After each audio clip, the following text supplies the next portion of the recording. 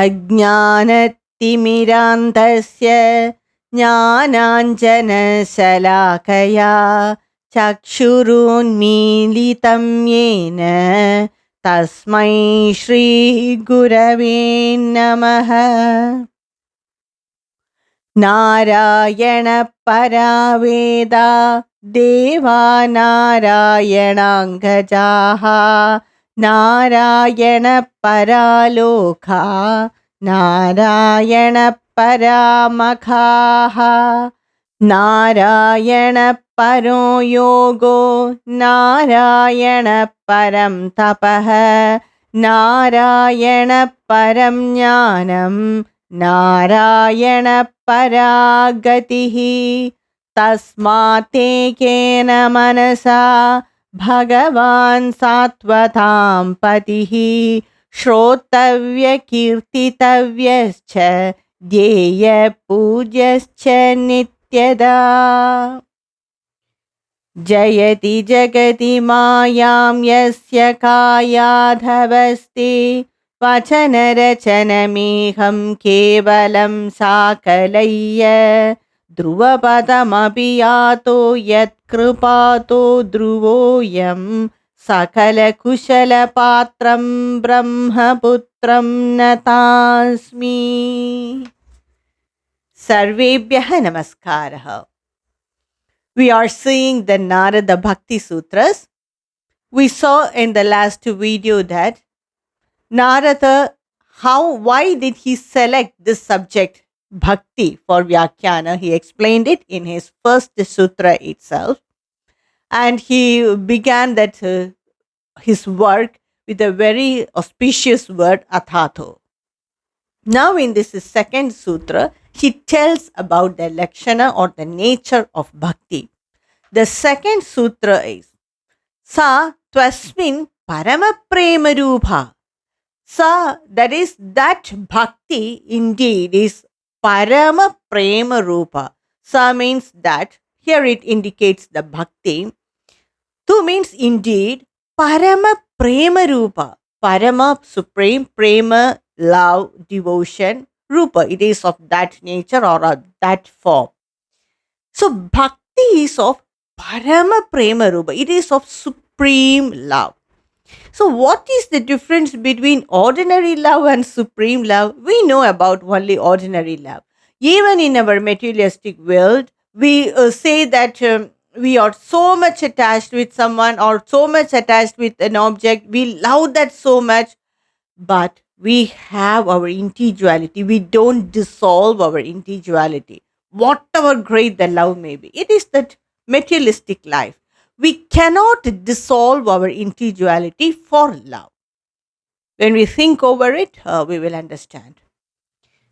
But this Parama Prema is dissolving our individuality itself in Bhagavan. That is said as Parama Prema.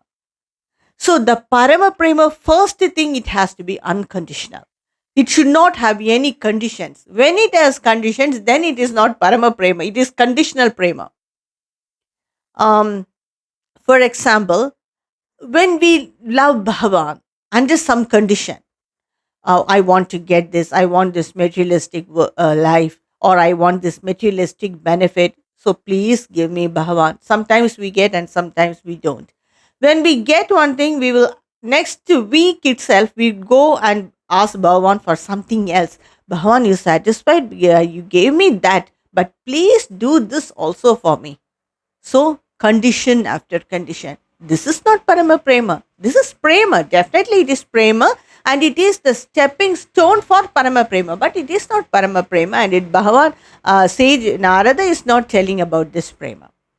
Parama Prema has to be first unconditional. Sometimes under some difficult situations, we all do, under some distress or some disappointment, we say that, why did Bhagavan give this to me alone? And forgetting that what all we get are the results or repercussions of our karmic impressions. And many scriptures say that Bhagavan is the dispenser of fruits, in the sense that it is not directly as if contractor will give money at the end of the week to his employees. not directly giving. The direct, what we get as our karmic result is directly from our own karmic impressions, but those karmas cannot operate without the help of Bhagavan. So, in that way, in that indirect way, he is the giver of our karmic results. But some people misunderstand it, and they just ignore that bhakti itself in this misunderstanding. And the scriptures say we can erase some karmic impressions, bad karmic impressions. Some karmic impressions we can divert it, some we have to experience it. It is just like when we are in so much love to get an object which is very costly. We want to build a house which is many, many crores and billions of rupees. Then, if we have that determination, somehow we will get it. We will do it. There may be financial constrictions, there may be space problem, there may be opposition from the family or friends or the society, whatever it may, somehow we will solve it. We will somehow get loan and arrange for the money. Somehow we will satisfy or get permission from all the concerned authorities. We will do everything to get to see that house, for to see that object or see that materialistic desire to get satisfied. So just like that, when we have parama prema towards Bhagavan, then some of our negative karmas or obstructions we will overcome. Some we will be able to manage it. Some we will be able to bear it without affecting our body or mind. And some we will be able to erase it. So in that way, he is the eraser of our papa karmas or eraser of our negative karma. So bhakti has to be first unconditional. Only then it is parama prema rupa, or otherwise it is not parama prema but prema. The next thing is it has to be unlimited. How much do we love Bhagavan? There should not be any limit for it.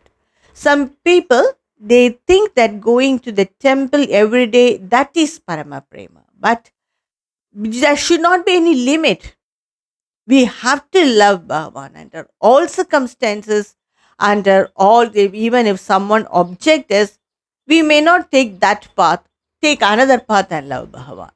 Because when we practice this devotion, there will be many, many inconveniences, many, many obstruction from or restrictions when we live a family life, lead a family life. There will be many restrictions. It is so natural. But our bhakti should not get stagnated by these restrictions. It should overflow. That is, the complete thought between Bhagavan and the Bhakta should not be restricted or should not be blocked by any materialistic thing. It doesn't mean that we have to ignore our family or ignore our work and love Bhagavan, because we have to live in this world. But we should overcome all that restrictions to love Bhagavan. Only then it is Parama Prema Rupa. So what we show towards love towards Bhagavan is definitely prema, definitely bhakti, but not of the stature of what Sri Narada explains in his Narada Bhakti Sutras. Then it has to overcome all the obstructions or restrictions. Sometimes we may not have any mood to worship Bhagavan. A Parama Prema or a true Bhakta will not have those mood swings and all. Always his priority is bhakti. And we may, as I said, we may have many restrictions, social restrictions, family restrictions, individual restrictions. Sometimes we may not feel that perfect in health to worship Bhagavan. So all that has to be overcome. That is, we should not force that bhakti. Then it won't work. When we love Bhagavan so much, then all this doesn't matter at all. I have heard about a person that who wanted to chant 1 crore times in a very limited period, 1 crore times the Ramanama. He had many restrictions because of his old age and because of his family problems, financial problems. He didn't have even a space to sit and chant the Nama, but somehow he completed it. And the day he completed it, he left his body also. So that is Parama Prema. We should not feel we should not feel that obstruction itself. That is Parama Prema. So that is the stature of Parama Prema, and it has to be non-egoistic. When we respect a form and when we show that love towards Bhagavan in that form, it doesn't mean that we should oppose all the other forms or all the other ways of the people who worship Bhagavan or the rituals they follow, or your bhakti is not up to my level. All these comparisons are so childish and immature. That is not Parama Prema. Each one has their own preferences, their own likes to the way they worship Bhagavan.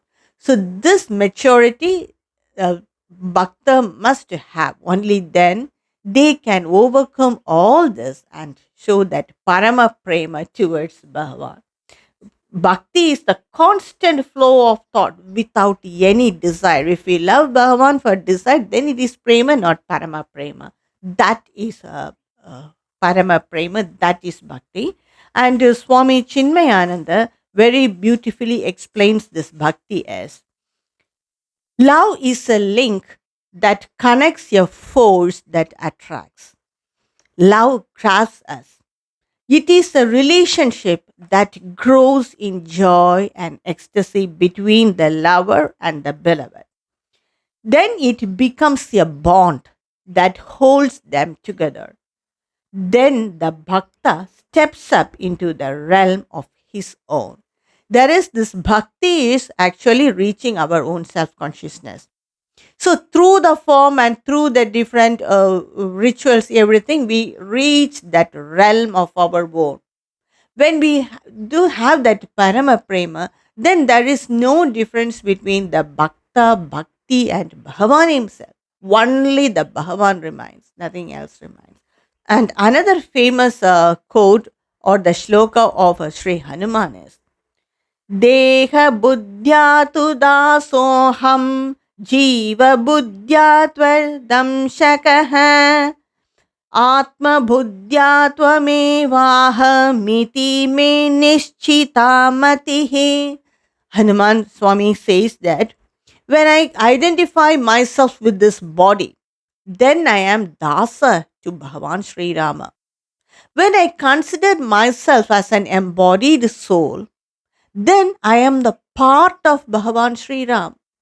When I identify myself with the Atma as the Atma, then I am not different from Bhagavan Sri Ram. So this is my firm conviction, Hanuman Swami says.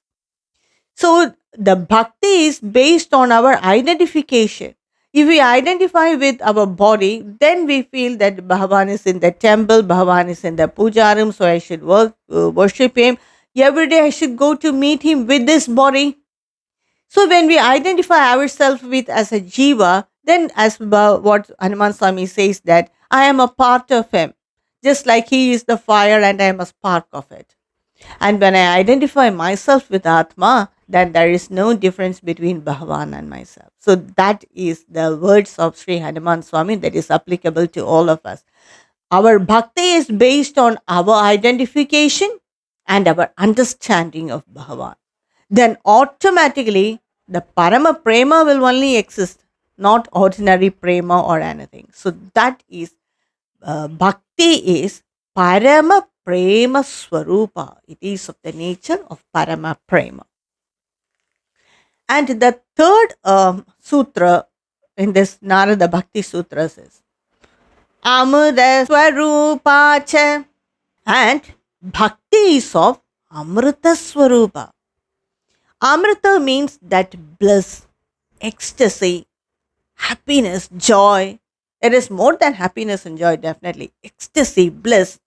So that is bhakti and that is Parama Prema. So when we can say that Parama Prema, what do we feel when we have that Parama Prema? Ecstasy, Amrita. So it is of the Swarupa of Amrita. So in the previous sloka it is said Rupa, Parama Prema Rupa. Here it is Amrita Swarupa. There is a difference between small difference between Rupa and Swarupa. Rupa means form and Swarupa means its own nature. See, I have a bangle and it is made of gold. So that form bangle is Rupa. And what is its nature? Swarupa, it is of gold. It is made of gold.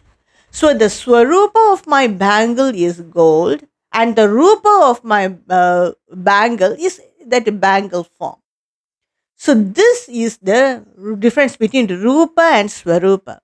Rupa is Parama Prema. It is of that form. But what do we experience during that Parama Prema towards Bhagavan? Amrita Swarupa. Some people, they express they are in Amrita. They are feeling bliss. That is, when they are in Parama Prema, that is, when they merge in Bhagavan, they experience this bliss and ecstasy, and the outward reaction of that bliss and ecstasy is sometimes the tears flow from their eyes. Sometimes they will be in that ananda state. We can understand. Some bhaktas they dance, some bhaktas they just blabber something out of bhakti. So all these are the outward reactions of what our body shows because of that ecstasy Amrita. So when a bhakta have experiences, when he shows that Parama Prema towards Bhagavan, he experiences this Amrita in him. And in this time, when he experienced that Amrita, there is no distinction between Bhagavan, Bhakta or Bhakti. Everything will dissolve in Bhagavan. Only Bhagavan remains, no Bhakta or no Bhakti. That is the real form, the real nature of Parama Prema. It is at this when a Bhakta experiences that ecstasy, Amrita in him. At this stage, he gets jnana from Bhagavan. He receives the knowledge from Bhagavan. And that is the Amrita Swarupa. Here, the individuality of the Bhakta will dissolve. He is no more a Bhakta, he is Bhagavan. He experiences a state of freedom, complete vastness. It is beyond explanation. Only that Bhaktas can explain it. They even cannot explain it because it is not reachable to the mind. The mind itself will dissolve in Bhagavan. What Ramakrishna Paramahamsa says, in that extreme state of bhakti, we dissolve in Bhagavan. It is just like a doll made of salt. When it merges in the ocean, can it say about its Rupa or Swarupa? It cannot. It just dissolves. So just like that, we dissolve in Bhagavan. There is no individuality. Then how can we record that experience? We experience only bliss, we will say it outside. And this state is preferred by many bhaktas than mukti. Than the complete merging with Bhagavan, they love this state of ecstasy because when they come back, they can cherish in that experience. So this is why many bhaktas, they prefer bhakti than mukti. And what we know about the bliss, what we can understand is when we have some materialistic benefits or when we have a long time desire satisfied, then we feel that bliss, temporary for some time, but still we feel that bliss. But that is only 0.5% compared to the ecstasy of a Parama Prema or the ecstasy of Bhagavan, merging in Bhagavan. So that is the Amrita Swarupa. It is the bhakti should be Parama Prema. When we have that Parama Prema towards Bhagavan, that is Parama Prema means it crosses all limits, all conditions, unconditional, all conveniences, all mood, everything. When it crosses all the barriers, when the bhakti just breaks off all the barriers, just like how the Bhakta Meera, she went towards Bhagavan. When it crosses all the barriers, then we experience that ecstasy, that Amrita Swarupa. A true Bhakta experiences it because it is that strength he gets to cross over the barrier. Prema, Bhakti towards Bhagavan, it should cross all limits and barriers. Only then it is the Parama Prema which Sri Narada says, and otherwise it is only Prema, but that is also good because it will upgrade into Parama Prema by time. And this Bhakti is not so easy. It won't come in a day or two. Nobody can expect that. It is cannot come in day or two. For that, we have practiced Bhakti step by step, inch by inch. It will go. So when we have that Parama Prema towards Bhagavan, it is that Amrita we experience. So that ends Sutra 3 of Narada Bhakti Sutras. I will continue with the Narada Bhakti Sutras in my next video. Om Namo Narayanaya.